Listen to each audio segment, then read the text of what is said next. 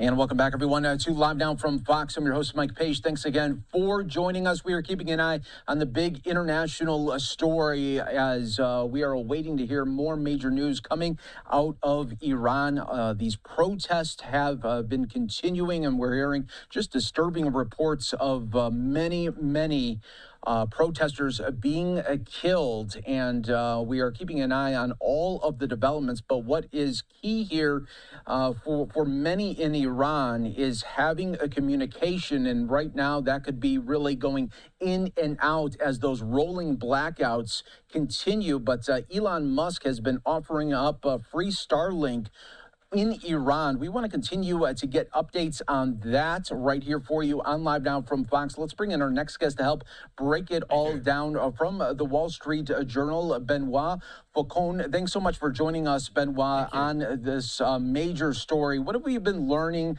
about Elon Musk's offer here? I mean, what we do know is that he has said in the past already that he wanted to be sure that there would be a waiver, on providing Starlink satellite services to Iran.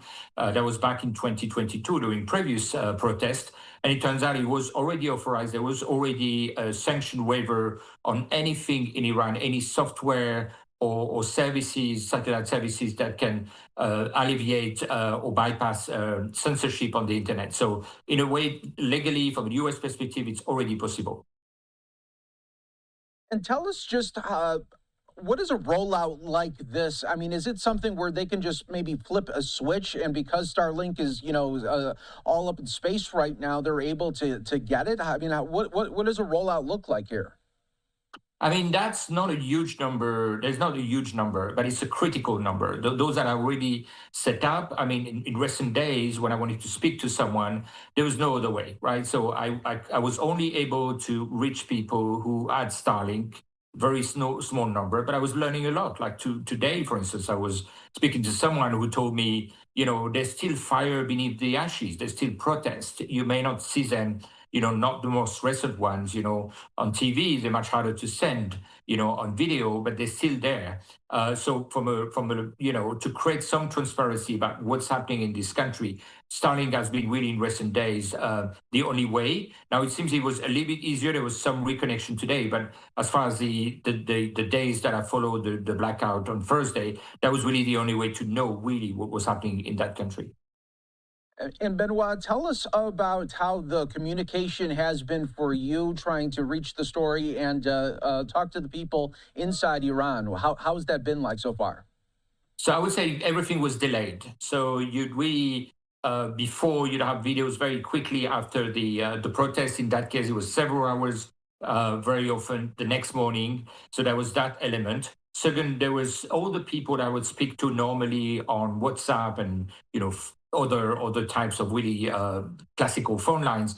That was impossible. They were unreachable in all the cities that I speak to normally, whether Tehran or in the provinces. So the only way was this very select, small number of people who had Starlink. That was the only way I could know what was happening. And what was happening, has become much harder since Thursday night. You had a large number of killings, including people being shot in the back. It happened in a much more limited fashion, especially in the countryside, in the previous days, but it really escalated in the days after the shutdown.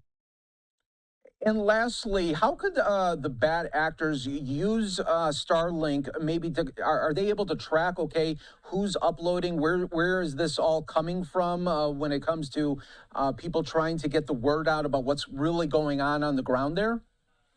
So the thing is, number one, the importance of that service is it doesn't go for the normal conventional, telecom operators in Iran. So it's much harder to track. It's much harder to track the content of what's being delivered out of the country.